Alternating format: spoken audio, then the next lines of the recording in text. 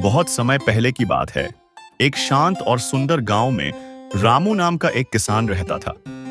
रामू गरीब था, लेकिन बहुत ही मेहनती और बुद्धिमान। वह हर दिन सूरज उगने से पहले खेत पर काम करने चला जाता और रात होने तक मेहनत करता। उसके पास ज्यादा जमीन नहीं थी, बस थोड़ी सी जमीन और एक पुराना बैल। लेकिन रामू अपने सीमित संसाधनों में भी खुश और संतुष्ट रहता था। वह हमेशा कहता, परिश्रम ही असली पूंजी है। एक दिन जब वह अपने खेत की जुताई कर रहा था, तभी उसकी फावड़े से जमीन में कुछ टकराया। उसने गौर से देखा तो मिट्टी के अंदर एक चमकदार बीज निकला। वह बीज सोने की तरह दमक रहा था और उस पर अजीब सी आकृतियां बनी हुई थीं, जैसे कुछ लिखा हो, जिसे समझना आसान नहीं था। रामू चौंक गया।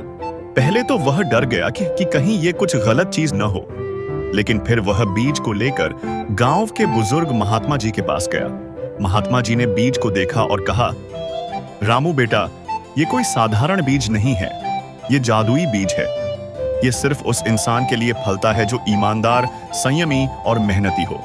लेकिन अगर इसे कोई लालची बोए तो सारी फसल नष्ट हो जाती है। रामू ने बहुत सोचा, क्या वह इस बीज को किसी अमीर जमींदार को बेच दे, या फिर खुद उगाए और देखे कि इसमें क्या जादू है। आखिरकार उसने सोचा, ईश्वर ने मुझे यह बीज सौंपा है तो शायद मेरी ईमानदारी की परीक्षा ले रहा है। उसने बीज को अपने खेत के बीचों बीच बो दिया और रोज सुबह शाम ध्यानपूर्वक उसकी देखभाल करने लगा, बिना कोई लालच। कुछ हफ्तों बाद बीज से एक अनोखा पौधा निकला। उसका रंग हरा नहीं बल्कि नीला हरा चमकदार था। सबसे बड़ी बात, उस पर हर दिन कुछ नया फल या अनाज उगता था। एक दिन अंगूर जैसे फल, दूसरे दिन गेहूं की बालियां, तीसरे दिन औषधीय जड़ी बूटियां। रामू चकित रह गया।